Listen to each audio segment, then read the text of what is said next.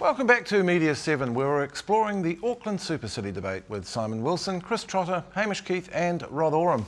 Simon, I said we'd go back to you. Before the break, Rod was expressing the view that Rodney Hyde's approach to this is in some ways the enemy of a good solution. Do you think there's anything in that? No, I think there's a lot in that.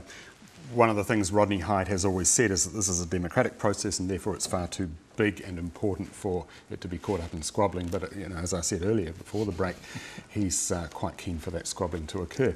One of the most extraordinary things that's happening around this at the moment is the question of the Māori seats. Hyde has told me there's no way there are going to be Māori seats because he will oppose it and he's the minister in charge and Key will have to get it past him and he's going to say no. I also know, I was at the National Party Divisional Conference the other weekend where Peter Sharples addressed the conference and made it extremely clear that there's no way there won't be Māori seats. So there's a showdown coming there. That is a bedrock issue and John Key's going to have to decide now which of his coalition partners he goes with. Seriously, the two Māori seats here in the region already, they're two Māori wards, two Māori electorates. Right, yes. Now, if it's very simple and straightforward and my guess is that the government will come out and adopt a plan very like that. Because the precedent is there. It won't actually look radical at all. It's also very important, I think, that the government concede this because quite apart from the stoush which is looming between Peter Sharples and Rodney Hyde, the national government does not want to, in any sense, clear a path for the Māori Party and the Labour Party to cooperate. Right. And believe me that if those seats aren't provided, then Labour and Māori in this particular region will come together, as they did in the Hikoi up Queen Street. And once that happens, National's chances of winning in 2011 become slim indeed. And I think another form of opposition is coming from West Auckland and South Auckland, in particular, where they feel that their identity is about to be erased, and bringing it back to the media, I've been struck by the way the Fairfax local papers have picked up on this. The Harbour News, which we get every week, I think the last headline on that referred to Super City suffering. It's interesting that they've picked that up locally. Russell, to be absolutely fair, I mean, they can't complain because they're not offering any solutions. There's no clarity in what the media is offering. I mean, no, and I have to say, in those papers there are no solutions. No, it's just simply running around like Chicken Little saying no, no, no. I mean, Auckland's very good at saying no. Auckland's had a couple of 100 years of saying no. It's about time he said what and yes. I think that's absolutely right. There's no particular reason to think that the people who live down south or out west are going to be hard done by them. Oh yes, there's every reason, Simon. I mean, this is one of the prime weaknesses of your analysis. The areas that Russell has identified, the south and the west, just happen to be the working class areas of Auckland. Why are they worried? Because they know that Rodney Hyde and the sort of people that are behind the Super City proposal from day one, and that the political architecture which Rodney has given us is going to advantage the rich and the powerful in this city. I'm not sure they're saying it in terms of class war, though. If you go back a step, the Royal Commission, there is a weakness. I disagree with Rod, I think. There is a weakness in what the Royal Commission did, and it's around community involvement. They suggested only 5 or 6 community boards, and they were essentially going to be the city councils we have at present, which struck me then as a kind of sop to those existing political structures, rather than a really meaningful attempt to involve local communities, because they abolished the community councils, of course. What the government has not done yet is to recognise how strongly those communities need to be represented. When I say there's no particular reason for them to be worried, what I mean is that it is likely they will be represented strongly. The question of how we establish the process, Hamish's point is absolutely right. There's no reason to feel that there's going to be a veto over those working class areas. In fact, they are viable communities and they will have this. I'm quite confident they will have the strength to stand up and to be operating effectively. Yet Rodney Hyde said last week in the radio interview that those community organisations, we don't even seem to have a proper name for them, won't have offices. He said they would be meeting in public libraries. There's no power in that. Well, a point that Brian Rudman in the Herald made the other day about Rodney Hyde is that actually you look at what he does rather than what he says, because he says preposterous things, but actually he doesn't do nearly such preposterous things, and I think that might be one of them. That's an interesting way of looking at it. On the local council issue, I think it's widely misunderstood quite what the Royal Commission was proposing, and it's easy to misunderstand because the boundaries were essentially the same, and in most cases the names were the same. But in fact there was a very big change because, for example, all the staff and services would have been contracted down from the centre, and there would be a contract of engagement in terms of service delivery between those new bodies and the centre. Now, but the important thing about keeping the geography of those was there is already very strong identity around them. That's one point. And therefore, there's a real community of interest around Manukau or North Shore City or Waitakere. Secondly, there is an enormous knowledge embedded there, which is in every danger of being blown out of the window by a very more radical reshaping of an Auckland Council and then, who knows, 26 community bodies with no powers. And therefore, I think the Royal Commission was right to propose that as long as, the 6 local bodies, as long as there were new mechanisms in there to make sure there was very much more community representation and engagement than we get with those 6 councils why now. not And keep there was community mechanisms boards? there. They're not very expensive to run. I'm surprised that this idea has not been floated. Why not look at what is in existence now? You have 4 major cities in this region. Between them, they have about 75 elected councillors. If you want this whole idea to work, if you want the unitary concept to flourish in Auckland, it must have buy-in from the grassroots. There is absolutely no point in trying to impose a structure from above.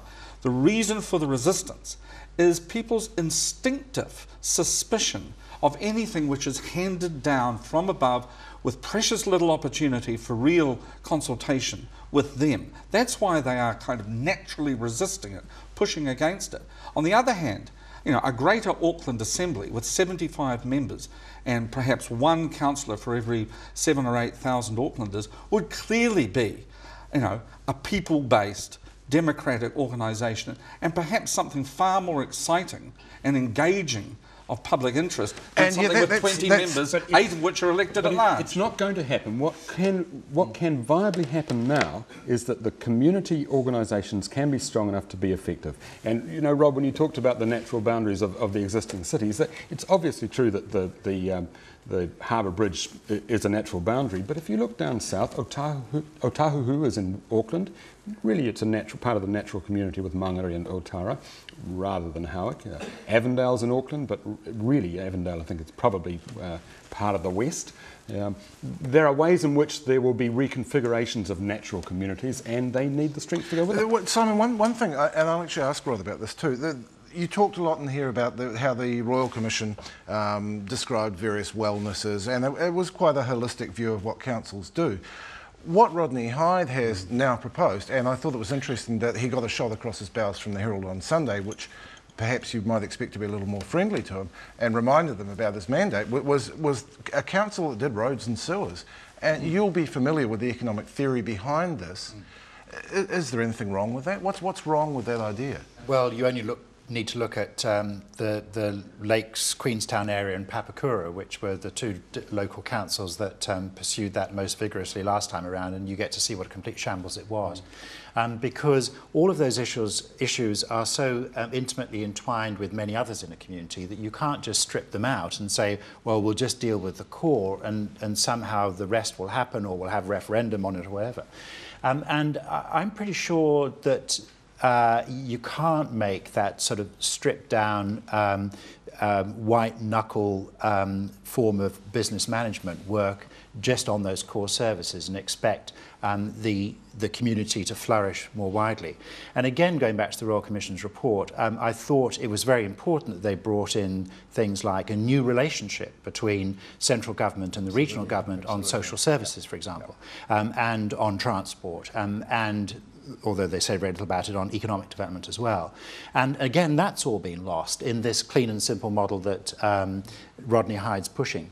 And that, in doing so, that misses great opportunities to engage on the sort of really interesting social innovation that's going on around the world to try to find new ways to deal with these complex problems.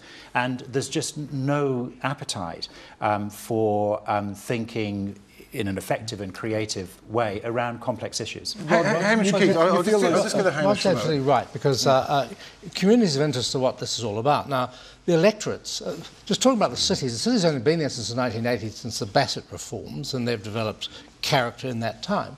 But the electorates have been there for a very long time, and after every election they're looked at and considered in terms of how they've changed, how they've evolved, how they've developed. I don't see why communities can't be based on those either. At least they are a structure we're used to and which exists.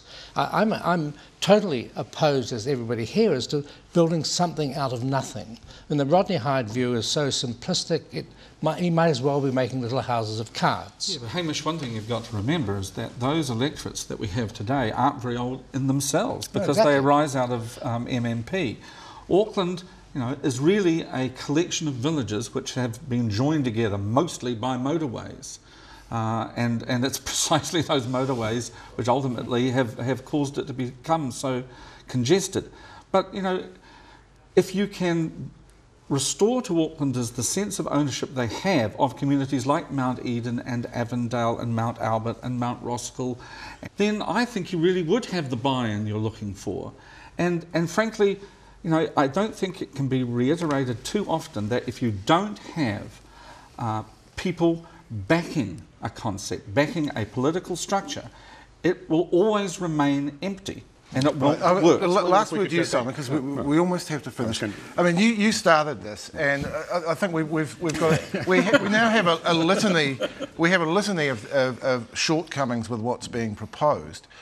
You didn't seem very optimistic that much could be changed. Yeah, I don't share Rod's fear that once the structures are in place, that the issues of transport and economic development and social well-being will continue to be put on the back burner. I think those things will then start to come to the fore, and I think the new structure, if we have the politicians we deserve, will be able to address them, and that becomes the really big issue. We talked about whether this was a left-right thing. The left and the right will always contest control of Auckland, whatever structure is there, and people who want the left or the right to be in charge need to get out and organise and make that happen in the local elections next year, because this will be an extraordinary opportunity to get things moving. The left has traditionally in Auckland not often been in power, but has sometimes and has great... Short version, you still get to vote. That does conclude our debate, if not the wider argument, quite clearly. Thanks to Simon Wilson, Chris Trother, Hamish Keith and Rod Oram. Now, to take us to the break, Simon Pound looks at community media in the corner of that proposed super city, Manukau, and finds that old-fashioned journalism, along with an old-fashioned cadetship program, is throwing up all kinds of stories. Community media. Imogen Neal is education reporter for the Manukau Courier. Today she is off to see local Mayor Len Brown address a school class. They're talking civics. What we're working on, no graffiti in Manurewa, and you kids are the ones that are doing the greatest work for it. I think that the community newspaper plays a really important role there because it's 3 times a week into their letterbox and it's free. And it's the stuff that's really immediate about people that they know about, or shops that they know about, or schools that they know about, and that way I think it's really important. Imogen was a finalist in the Qantas Media Awards for her excellent community stories. She enjoys the work because of the people she meets and works with. I've always thought about my role as a journalist as bridging the gap between people and people with information. Pretty much every day is different. The positive nature of many community newspaper stories helps to combat the wider media's South Auckland sucks obsession. We're sick of the South Auckland brand, and we want to show that we are really proactive and that we do have these programs and these kids are really cool and they are going to achieve stuff. Not that the stories are sanitised. Community media covers all the news, from mares and kids to transvestite prostitutes smearing faeces. On this side of the car park you'll just see discarded clothing and faeces-covered toilet paper. This disturbing story from TV1's Close Up about a volunteer patrol trying to dissuade street solicitation was lifted wholesale from a front-page lead by the Manukau Courier's Hannah Norton. I heard that it had been picked up, and then when I watched it I was kind of annoyed because it was quite obviously lifted from my story, but there was no sort of recognition of that. You're a dirty old sleaze bag. You're a scumbag. Get out of our town. After finishing her law degree, Hannah came to journalism through the Fairfax internship scheme. Well, basically it's a mix of a scholarship and a cadetship. So Fairfax will pay for our fees, but we also get work experience while we're at university and a guaranteed job. And what a job they're doing. Judging by these cracking stories, community media at the Manukau Courier is in rude good health. Herbie, dirty old man. Your nuts are hanging down. Bye.